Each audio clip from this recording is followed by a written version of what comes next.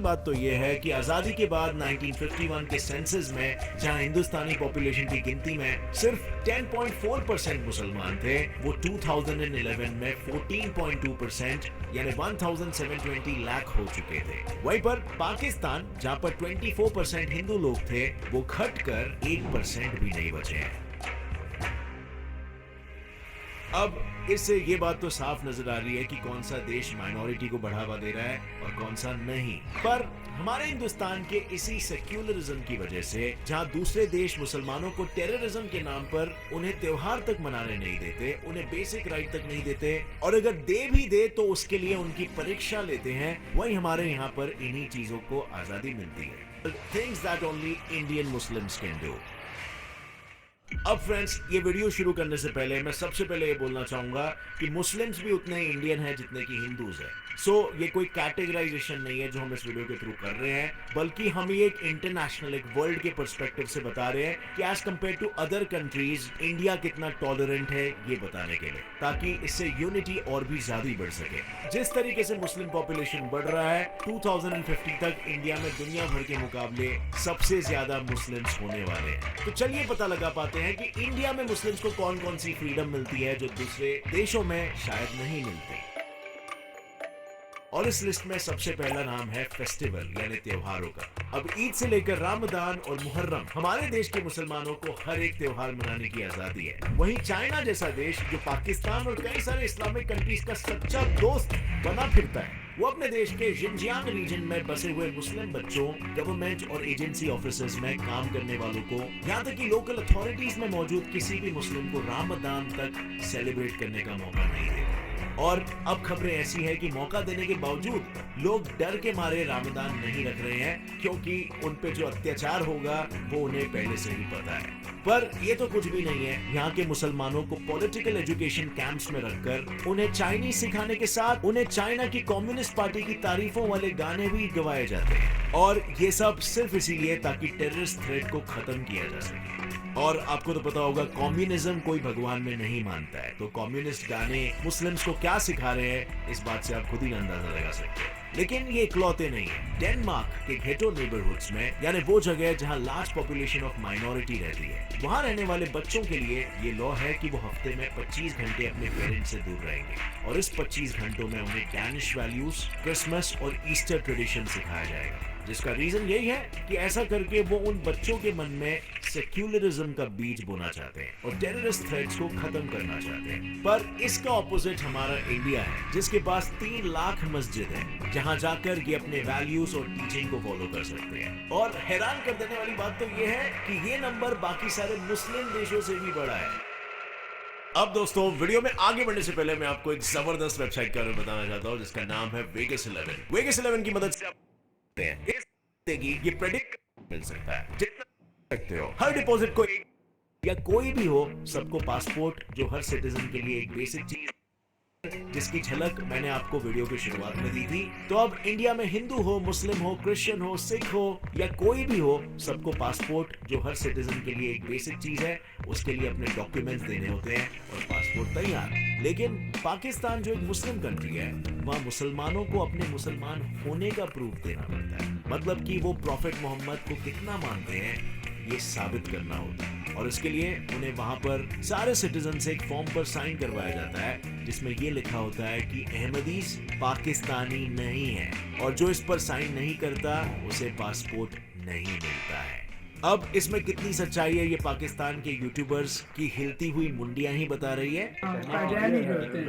Sign करना होता है जिस पर लिखा होता है कि लेकिन आपको ये भी बता दूं कि अहमदीज या अहमदियाज होते कौन है। वेल, अहमदीज पाकिस्तान में एक माइनॉरिटी है, और माइनॉरिटी के साथ साथ पाकिस्तान में अहमदीज को मुसलमान तक नहीं माना जाता। और ऐसा सिर्फ इसीलिए क्योंकि उनका ये मानना है कि मसीहा गुलाम अहमद प्रॉफेट मोहम्मद के मरने के बाद भी जिंदा रहे थे। लेकिन पाकिस्तानियों को इसका बिल्कुल उल्टा लगता है। तभी तो सन 1974 में इन्हें नॉन मुस्लिम डिक्लेयर कर दिया गया था, और तब से लेकर अब तक सारे पाकिस्तानियों को अपने मुसलमान होने का प्रूफ देना पड़ता है। पर अब अपने देश के बाहर निकलने का भी इन लोगों के पास कोई रास्ता नहीं है, क्योंकि पासपोर्ट बन भी गया तो क्या ही हो जाएगा जब दूसरी कंट्रीज इन लोगों को अपने देश में घुसने तक का मौका नहीं देगी। अब देखो, हमारे देश से जब कोई भी बाहर जाना चाहता है तो वो जा सकता है और दूसरे देश बड़े प्यार से हमारे देश के लोगों को अपने कंट्री में एंट्री देते हैं। वहीं अमेरिका जैसे सेक्युलर देश में, जहाँ आपको दुनिया के सारे कंट्री से आए अलग अलग रंग, रूप, वेशभूषा, भाषाएं वाले लोग मिल जाते हैं, उसने 2017 में सीरिया से लेकर Libya, Iran, Iraq, Somalia, Sudan और येमेन, इन सारे ही कंट्रीज के मुस्लिम्स को अपने देश में मुस्लिम बैन लगाकर आने से बैन कर दिया था।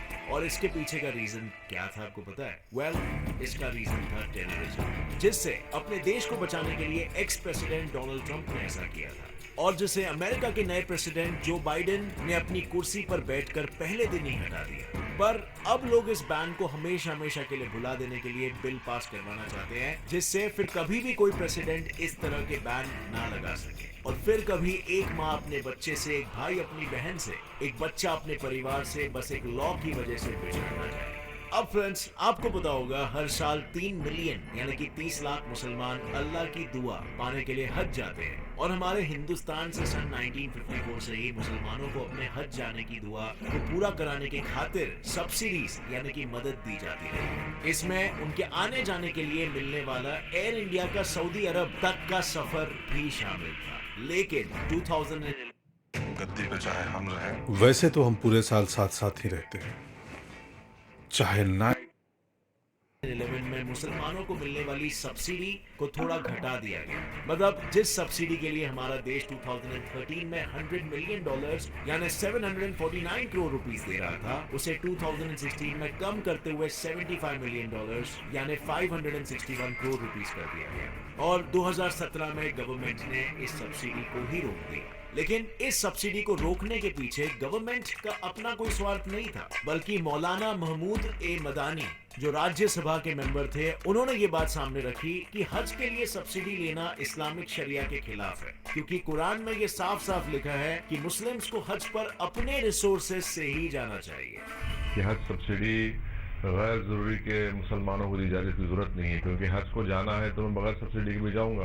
और इसी के चलते इंडियन गवर्नमेंट ने करीबन 70 सालों से चली आ रही हज सब्सिडी की प्रथा को तोड़ और छोड़ दिया। और आपको ये जानकर हैरानी जरूर होगी कि ये प्रथा सिर्फ इंडिया में ही फॉलो होती थी।